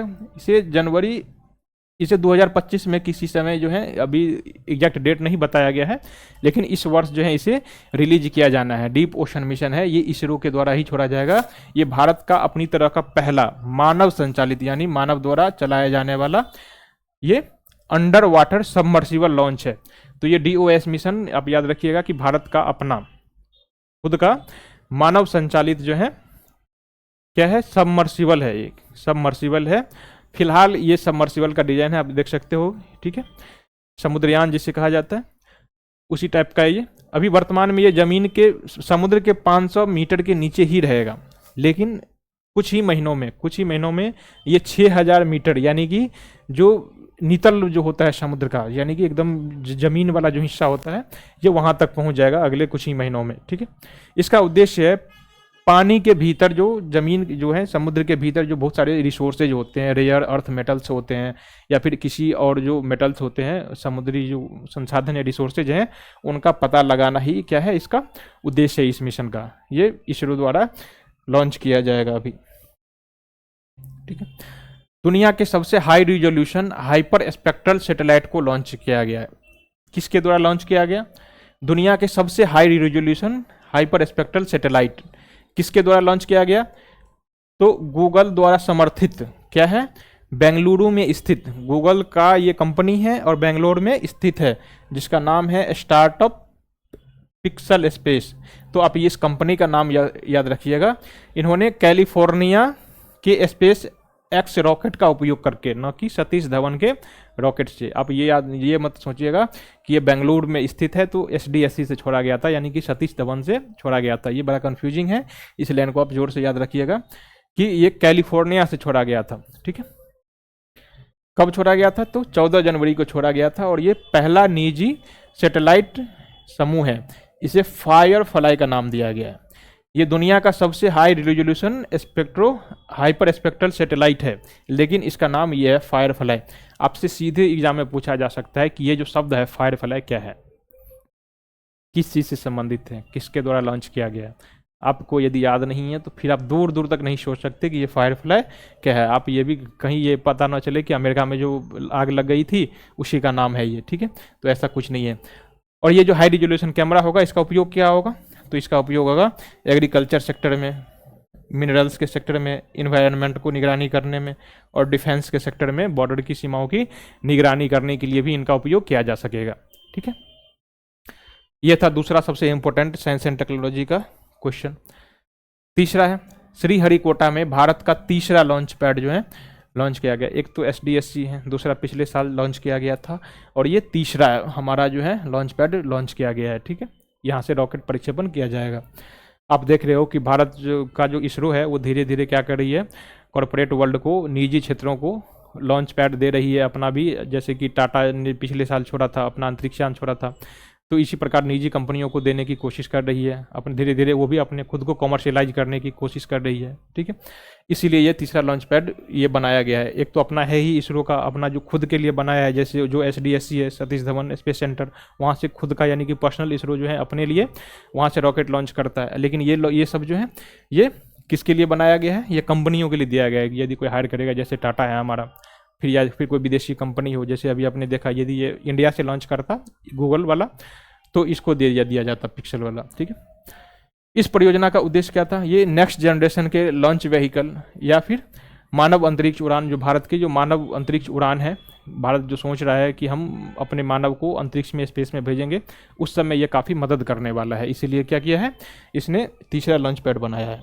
वो हमारा जो पहला जो है वो काफ़ी बिजी रहता है, दूसरा प्राइवेट कंपनियों के लिए बनाया गया है, और तीसरा ये अभी बनाया गया है। ठीक, बिग डेटा और डेटा साइंस पर UN संयुक्त राष्ट्र विशेषज्ञों की समिति, इसको याद रखिएगा, बिग डेटा और डेटा साइंस पर संयुक्त राष्ट्र के विशेषज्ञों की समिति। ठीक है, इस समिति में हाल ही में भारत को क्या किया गया, शामिल किया गया है। ये कमेटी है, संयुक्त राष्ट्र की विशेषज्ञों की एक कमेटी है, किस चीज़ पर, तो बिग डेटा और डेटा साइंस पर एक रिलेटेड कंपनी है, जिसमें इस संगठन है, ऑर्गेनाइजेशन या फिर कमेटी कह सकते हो उस टाइप का, जिसमें हाल ही में भारत को इस कमेटी में शामिल किया गया है। ठीक है, तो आपसे पूछा जा सकता है कि अभी हाल ही में, यदि वन डे एग्जाम में पूछ दिया जाए, प्रीलिम्स एग्जाम में, तो आपसे ऐसे पूछा जा सकता है कि अभी हाल ही में भारत को विश्व जो है यूनाइटेड नेशन के किस संगठन में शामिल किया गया है, यूनाइटेड नेशन के किस सहायक समिति में शामिल किया गया है। तो यूनाइटेड नेशन के बिग डेटा और डेटा साइंस के पर जो है विशेषज्ञों की समिति में इसे शामिल किया गया भारत को। इसका उद्देश्य था वैश्विक मानक और प्रथाओं को निर्धारित करने वाली जो मानक हैं उस पर ध्यान केंद्रित करने के लिए, हमारी जो पॉलिसी है उसको वर्ल्ड लेवल पर बनाने के लिए इस क्या किया गया है, इसमें शामिल किया गया इस ग्रुप में। ये इसमें भारत का क्या योगदान रहेगा, तो भारत अपनी तरफ से जो क्या करेगा, डेटा इनोवेशन लैब की स्थापना करके करेगा और वैकल्पिक डेटा स्रोतों की खोज करेगा। जब आप किसी संगठन से जुड़ते हैं तो आपको भी कुछ अपना योगदान करना होता है, ऐसा नहीं होता कि आप केवल उस संगठन में जुड़ जाए और केवल उसी से संगठन से ही लेते रहें। ठीक है, जैसे आप वर्ल्ड बैंक या IMF का हिस्सा है तो वो तो देती ही है, बदले आपको भी अपना फंड देना पड़ता है। तो ऐसे ही है, इस तरह की जो संगठन या कमेटी होती है तो आपको भी कुछ अपना क्या करना है, मदद करना पड़ता है, तभी आपको उसमें शामिल करने दिया जाएगा। ठीक है दोस्तों, तो आज हमारा जो क्लास है ये यहीं पर समाप्त हो जाता है। ठीक, हम लोग अगले क्लास में मिलेंगे। अगले क्लास हमारी कल होगी और कल के सेशन में हम लोग हिस्ट्री की MCQ प्रैक्टिस करेंगे, ढेर सारे MCQ प्रैक्टिस करेंगे।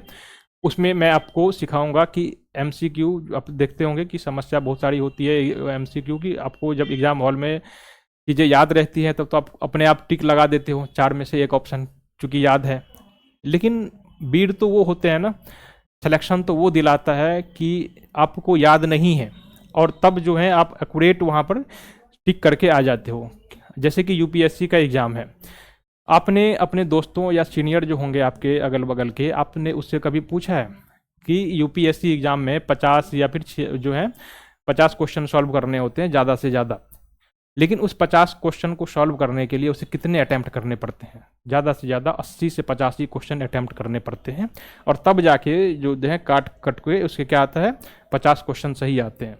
तो ये जो अटैम्प्ट है वो इसने ज़्यादा क्यों लिया, यदि वो ज्ञानी है तो बना लेता खुद ही, ठीक है ना, 50 के 50 बनाता और सही हो जाता तो सेलेक्ट हो जाता।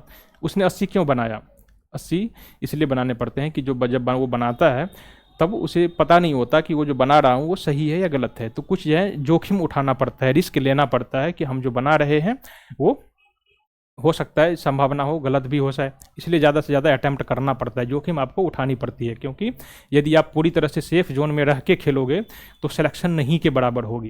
ठीक है, आपको ज़्यादा से ज़्यादा एग्जाम, यदि प्रीलिम्स क्वालिफाई करना चाहते हो तो आपको ज़्यादा से ज़्यादा मॉक टेस्ट देने होंगे, आपको वो तरीके सीखने होंगे कि सवाल जब नहीं आए तब हम कैसे किसी सवाल को हल कर सकते हैं। 4 में से चारों के चारों ऑप्शन यदि आपको नहीं आए तब कैसे उसमें से एलिमिनेट करें, कम से कम एक कोई जो है ऑप्शन उसको एलिमिनेट कर दें, तब भी आपको बाकी के 3 जो है 33% चांस रहते हैं कि आपके सही हो जाएंगे। आपने यदि 2 उसको एलिमिनेट कर दिया तो आप तो बहुत अच्छे हो गए, बहुत अच्छे स्कोर कर पाएंगे। हो सकता है 50% चांस बन गया आपके, आपका सिलेक्शन तो हो ही जाएगा, क्योंकि उसमें आप जो 50% एलिमिनेट कर दिया, आपने देखा होगा केबीसी कौन बनेगा करोड़पति में, कि जो उसमें से 2 एलिमिनेट हटा दिए जाते हैं तो 2 में से 50-50 चांस रहता है। ठीक है, तो यही तरीके आपको सीखने पड़ेंगे, क्योंकि जब तक आप सीखोगे नहीं तब तक आप, जब तक आप जोखिम नहीं लोगे एग्जाम में, यदि 100 नंबर का क्वेश्चन आ रहा है, एग्जाम आ रहा है मतलब एग्जाम में, तो आपको ज़्यादा से ज़्यादा क्वेश्चन अटैम्प्ट करने पड़ेंगे, तभी आप जो है कट ऑफ आजकल देख रहे हो कि कितने मतलब 80-85 से ऊपर ही रहता है सभी एग्जाम में। तो एक जो है अच्छे लेवल का जो अटैम्प्ट है आपको सीखना पड़ेगा कैसे करें। कोई भी स्टूडेंट हो, कितनों ब्रिलियंट क्यों ना हो, वो 50-60 क्वेश्चन 50-60% ही सॉल्व कर पाएगा, कितनों ब्रिलियंट क्यों नहीं होता, फिर भी वो आप देखते हो कि कट ऑफ को पार कर जाता है। क्यों करता है ऐसा वो? तो ऐसा इसलिए करता है कि उसने निगेटिव पर कंट्रोल करना सीख लिया है, उसने वो तरीके सीख लिए हैं जिसके माध्यम से वो 4 में से कम 1 या फिर 2 क्वेश्चन जो है ऑप्शन उसको एलिमिनेट कर पाता है। ठीक है, तो मैं आगे आने वाले दिनों में यही सब कुछ सिखाने वाला हूँ। कल खासकर हम हिस्ट्री से शुरू करने वाले हैं, और हिस्ट्री के सेशन में आप देखोगे कि मैं यही सब सिखाने वाला हूँ, ज़्यादा से ज़्यादा प्रैक्टिस कराऊंगा। आप शाम में राकेश सर की जो क्लास है उसे भी देखिए, वहाँ भी वही चीज़ें सिखाई जा रही है ज्योग्राफी की, मैं केवल हिस्ट्री सिखाऊंगा, और परसों वो जो है 2 दिन बाद फिर से पॉइंटर की क्लास लेके आऊँगा। फिर हम लोग मिलते हैं अगले क्लास में, तब तक के लिए धन्यवाद दोस्तों।